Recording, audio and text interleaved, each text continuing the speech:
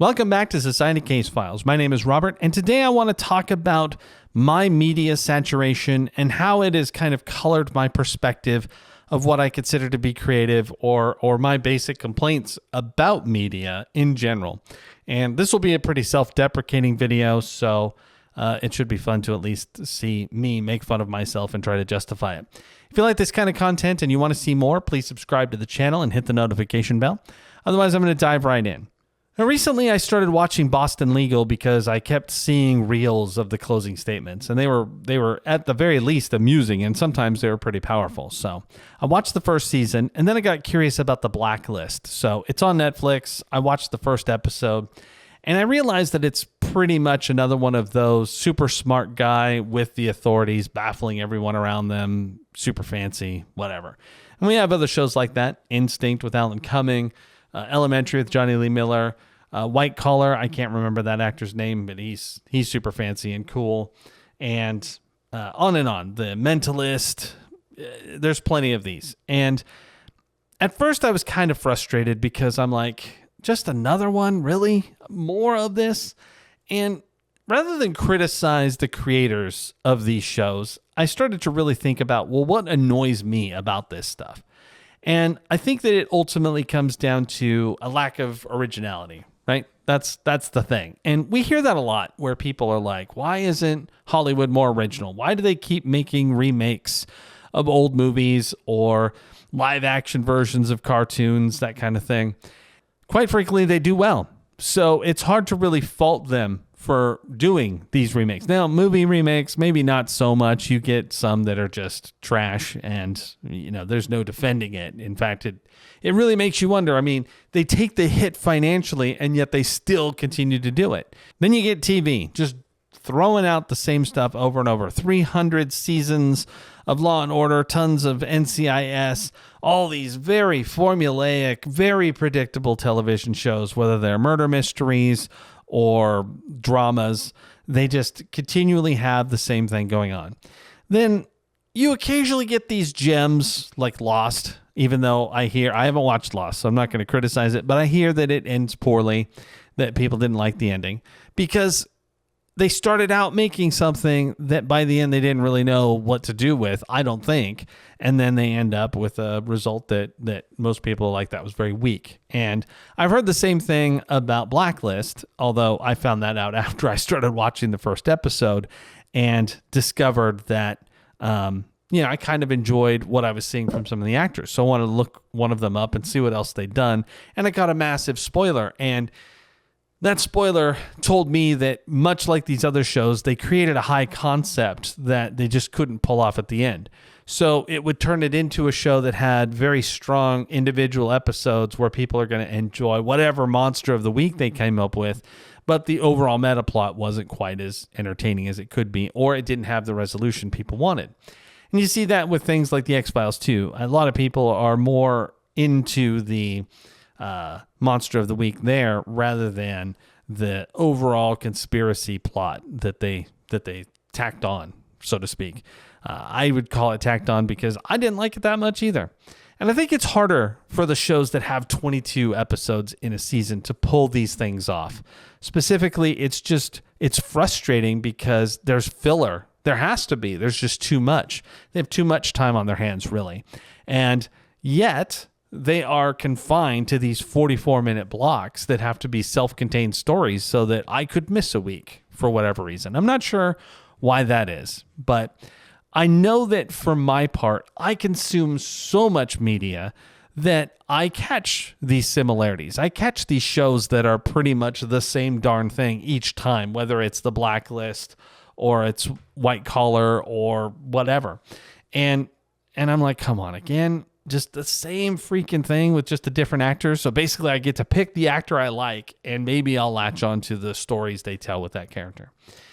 And I realized that that's a me thing because quite honestly, other people don't have the time to just devour that stuff. Or maybe they can't multitask the way I can to have a show on while I'm working on other things and not be distracted too much from the things that I'm trying to accomplish. But whatever the case, it does come down to my problem. I mean, otherwise, JAG wouldn't have so many seasons, or like I said before, the NCIS and Law and Order. People don't necessarily need everything to be brand new and unique.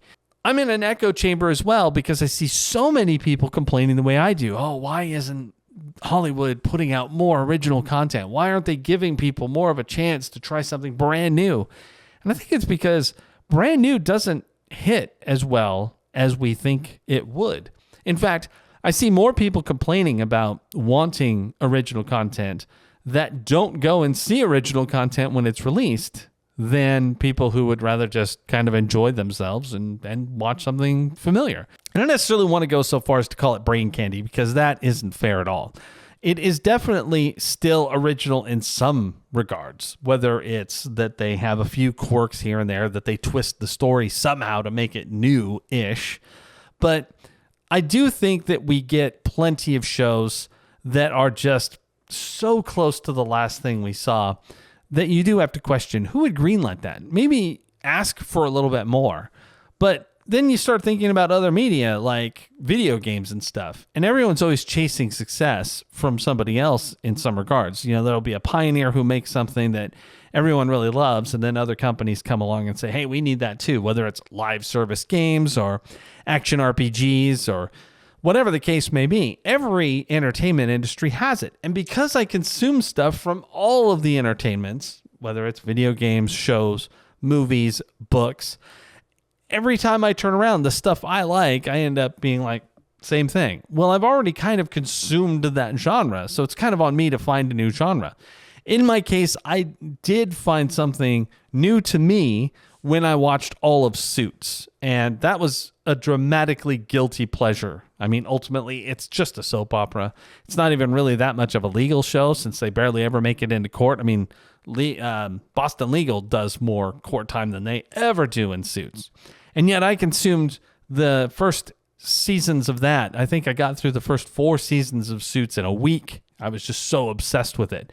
And because it was just new to me. I mean, plenty of people had already seen it, and it had a huge surge because it got onto Netflix and tons of people watched it there. Other shows that really did it for me as far as being more original would be like Goliath with Billy Bob Thornton. That series is awesome because each season is a self-contained story that basically they have 8 episodes, or I can't remember how many episodes that was, but between 8 and 10 to tell that complete story. And each season adds a new story with some throwback to the previous stuff so that you still feel the continuity, but they have the time to tell a complete story. Like it's an 8-hour movie. Same with Jack Ryan and Bosch, those kinds of things. Reacher, where they take a whole book or maybe a couple pieces from multiple books and put them into one season. And I find myself more drawn to that than the 22 episode arcs that we get from regular television, like The Blacklist, Supernatural. And it feels a little daunting because you didn't get started at the onset. And that kind of leads you to another problem, especially when the show's a little older. Like, I know that Blacklist just finished in 2023, so that's a little bit different than, say, getting into Supernatural, where you've got 16 seasons. And so many people have already watched them. If you haven't started it now, then yeah, you've got a lot to get through. But more importantly, you have to worry about the idea that you'll probably get at least 2 or 3 spoilers before you even get started. I mean, you're not going to know necessarily where those spoilers fall if you're careful. But at some point, people feel like there's a statute of limitations on spoilers, that they can talk about this openly in a Facebook group or in some kind of chat channel, and you might stumble upon it like I did with The Blacklist, and I saw what the ending was going to be just because I looked up an actor, and while I was scrolling through the search engine results, I saw some things that pretty much told me how it was going to end. And while in that one case, I was actually kind of grateful because had I gotten through it and seen that particular ending, I think I would have been pretty unhappy.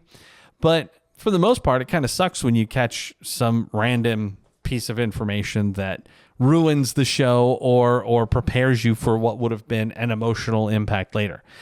Now, while I do consume a lot of media, I do have to say I rarely consume it as it's coming out. And the only exceptions I can think of to that rule are Interview with the Vampire and Doctor Who. And while I didn't know what was going to happen in Doctor Who, I had a pretty good idea of what was going to occur in the Interview with the Vampire because it did at least loosely follow the book. And so it was harder to spoil things with that. But I guess what I'm saying is that ultimately, when it comes to that complaint about originality and about things happening in shows that you just feel like you've seen over and over again, that stuff is deja vu, or down to the point that you've seen enough shows like it that you can almost quote what they're about to say. Like, you know the response. You just know what's going to happen. It gets a little old, and then you're prone to complain to whoever will listen. Or at least I am, for sure. My echo chamber includes other people who are in the same boat of consuming a lot of stuff, and they're just like, I'm so bored of everything that comes out. Well, it's kind of time to start looking at different genres, at different settings. You get away from the sci-fi fantasy setting because, quite frankly, those do pretty much tread over the same themes over and over again. Move into something that is, maybe try like The Mayor of Kingston with Jeremy Renner. That was a pretty unique show. I watched the first season and I really enjoyed it. It was different enough that it gave me what I needed. There's plenty of other shows like that where you can just get away from what you normally watch. Maybe you're a huge Law & Order fan and you've watched all of that and you just feel a little exhausted by it. Well, there's plenty of other shows that should be able to catch your attention. Another way that I've sort of bolstered myself from watching the same things over and over again and becoming frustrated with that stuff is that I turned to services like BritBox and watched some British TV. My dad swears by French cinema and some of the TV shows that come out of Europe in general. So there are plenty of other opportunities to really get out of what we keep seeing over and over again. And as I've done that, I've become a lot happier with what I see. And, my little complaint about the Blacklist, coming back to that and sitting back and just being like, oh, I'm so tired of this setting. Well, I've seen a lot of it, and it was time to move on to something new. And while we like to think that there's nothing new under the sun, there actually is plenty available. It takes me half an hour just to scroll through the first 10 rows of things available on iTunes these days. So if you're willing to branch out, then I think you could still be happy with entertainment. And I know that's worked for me. So if you are one of the people that complains the way that I have, then maybe it's time to just try something different. Maybe it's not necessarily a genre or a setting that you would normally get into, but you might find yourself surprised at how exciting it is to see something new that would never have crossed your mind before.